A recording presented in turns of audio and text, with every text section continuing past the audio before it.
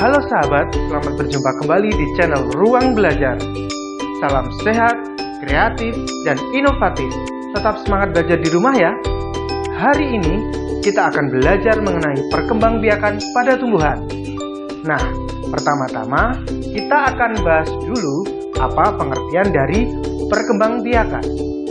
Sekarang, silahkan kalian lihat ilustrasi berikut ini.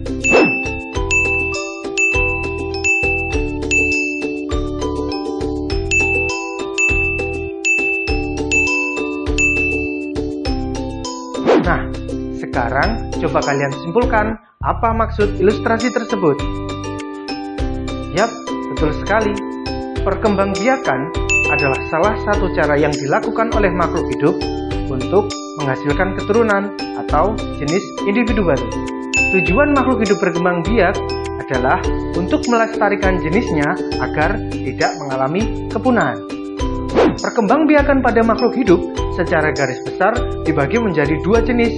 Yang pertama, perkembangbiakan secara generatif, dan yang kedua, perkembangbiakan secara vegetatif. Perkembangbiakan secara generatif adalah perkembangbiakan yang melalui proses perkawinan. Sedangkan perkembangbiakan vegetatif adalah proses perkembangbiakan yang tanpa melalui proses perkawinan.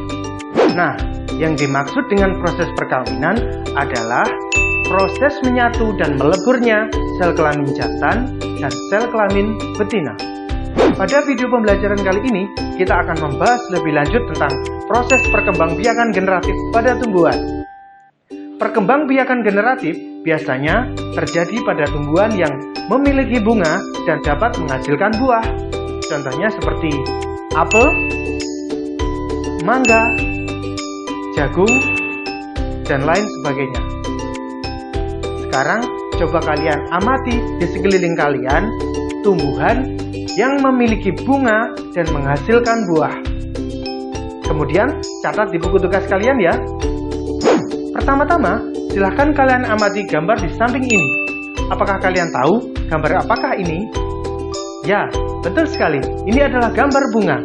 Bunga berfungsi sebagai alat perkembangbiakan generatif pada tumbuhan. Untuk lebih jelasnya, mari kita amati bagian-bagian bunga pada gambar ini.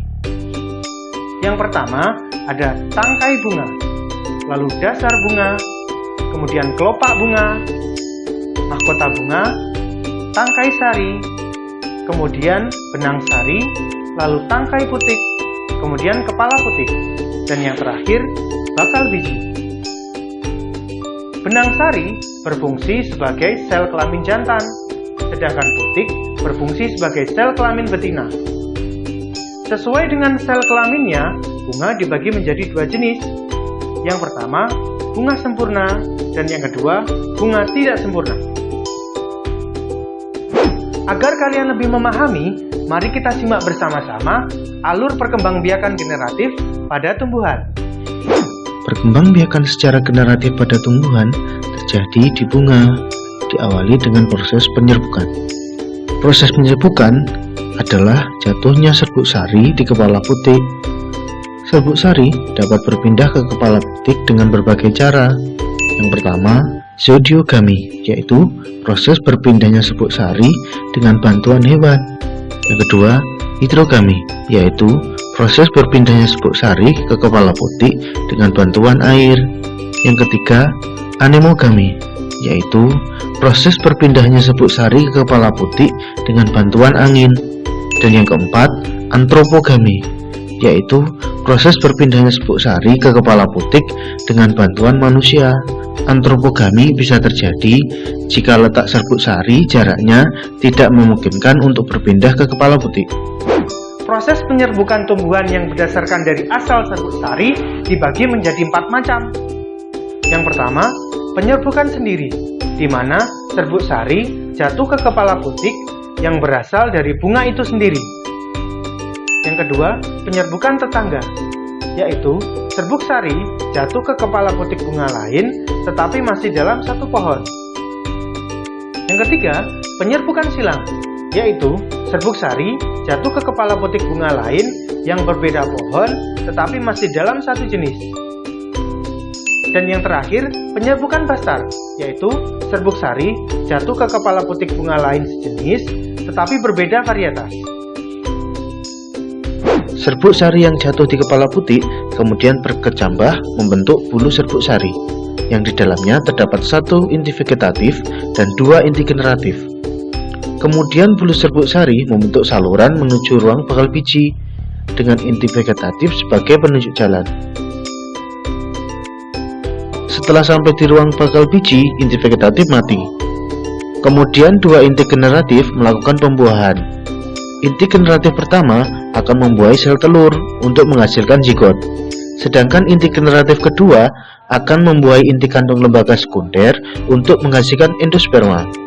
Endosperma berfungsi sebagai cadangan makanan calon individu baru. Zigot akan berkembang menjadi embrio. Kemudian embrio akan berkembang menjadi biji. Biji dilindungi oleh dinding bakal buah. Setelah proses pembuahan selesai, bunga akan layu lalu gugur. Bakal buah yang mengandung biji akan berkembang menjadi buah. Biji di dalam buah jika ditanam dapat menghasilkan tumbuhan baru.